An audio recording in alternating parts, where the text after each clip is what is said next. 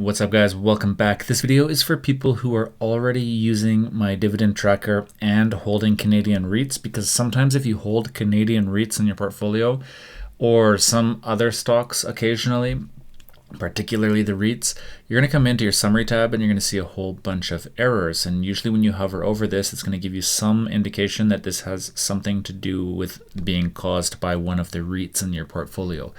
This is super annoying. And this is because Google Finance just randomly stopped supporting Canadian REITs. It works with all other Canadian stocks, but just not the REITs. Nobody knows why.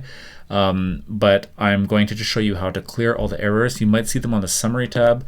You might also come into your portfolio tab and see a whole bunch of errors here, like in your percent of holdings and just like NAs all over the place. And in the transactions tab as well, you might come in here and see a whole bunch of errors. Again, every time you hover over it, you're going to notice it has something to do with a REIT. This one actually is not a REIT, but it's a discontinued Canadian stock. So what we're going to do is we're going to put in the solution. It's just going to be copy and pasting two different formulas. That's going to remove all of your problems with REITs, or most of your problems at least.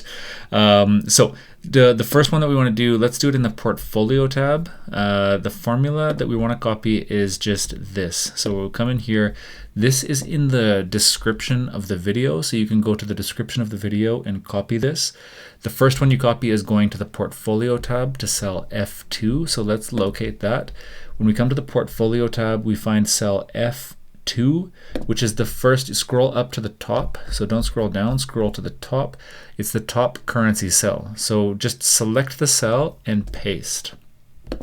Actually, maybe what you should do is select the cell, press delete, and then paste. Yeah, it's gonna bring in some weird color. Okay, so if it gives you a weird color, just hit reset on the font color, and we're going to change the font to the default and the font size to whatever else we had. All right, so once you have pasted that in and got it formatted to your liking, just click this little blue handle thing in the bottom right corner and drag it down all the way to the very last cell directly below, which is going to be cell F50. Okay, so once you do that, make sure you go all the way to the bottom of the page. And when you scroll back up again, you're going to see that there are no more errors. Everything in here is correctly set. If you want to look at the formula of what we actually did, basically, if you don't know how these formulas work, it's okay. It doesn't matter. It just uses the built-in Google Finance formula to detect the currency of the cell according to the Google Finance database. But for some reason, like I said, the Canadian REITs aren't working. So I've just kind of overridden it to say that anything that starts with TSE, we're just going to assign Canadian dollars to it. And anything that starts with NEO as well, because NEO is actually not supported. None of NEO is supported by Google Finance. So if you have some NEO stocks as well, and you're getting some problems, this should actually already be there, but it's another override. So anytime we have Toronto Stock Exchange, whether or not Google Finance is finding it or not in their database, we're just saying, man, just tell us that it's Canadian dollars and get rid of our errors. So that's what that's all about. The other one that we're looking for is in the transactions tab. So if we go back to our formulas, the second formula that you're going to copy and paste, again, this is in the description of the video, so you can go and copy it there. So select it, press Control C, and we're going to be pasting this in the transactions tab in cell L4. So we go to the transactions tab, we're going to look for cell L4. So if you scroll to the very top, it's going to be your first entry for under actual stock currency. Again, what you want to do is select the cell, press delete, and then paste. If it's giving you a weird format, just update it to match the font and the size and the color of whatever you have. But once you're satisfied with the format, again, click this little blue handle in the bottom right corner, click and drag. You can drag it down part way.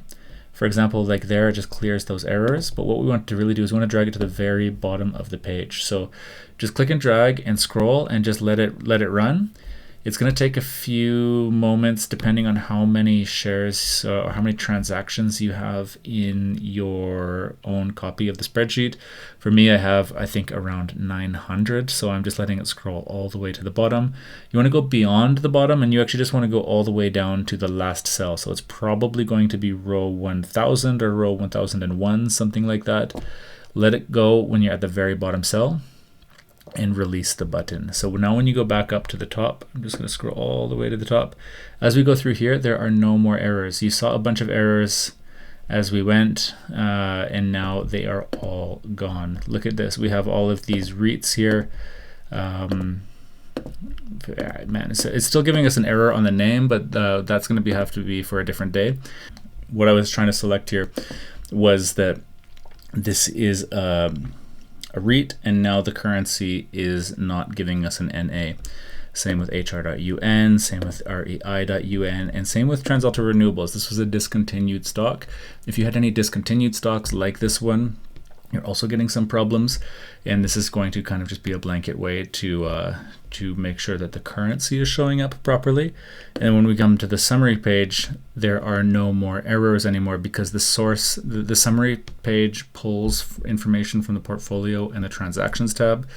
And if there are errors there, it's going to cascade all its way, up into the summary. So now we don't have any errors here. We don't have any errors in the portfolio tab, and we don't have any errors in the transactions tab. So this is something that I'm going to build into the next version of the sheet if I ever get around to rolling out enough updates like this or bugs to fix. So if we get around to another future version, this will be built into it and you won't have to do it yourself. But for now, if you are experiencing these issues and it's being kind of annoying for you, all you have to do, like I said, is grab those two formulas that are in the description of the video and paste them in these cells, and then drag them all the way down to the bottom, and you should be in a much better position with not having errors due to the Canadian REITs in your portfolio. So I'm very sorry that some people have been experiencing these errors. It's super annoying, but it is out of my control because this is a problem coming directly from Google. But we can be a little bit more clever and always find a workaround, even if Google is being a pain in the butt. It just takes a little small effort, and we should be good to go. So hopefully that makes sense. If you're experiencing any more errors with the sheet, feel free to email me. I will get back to you eventually. My email is in the welcome tab. Shoot me an email and just let me know what's going on, and I will either be able to explain to you how to fix your error or help you work through it with you. So guys, take care. Thanks for watching. Thanks for using the spreadsheet, and I will see you in the next video.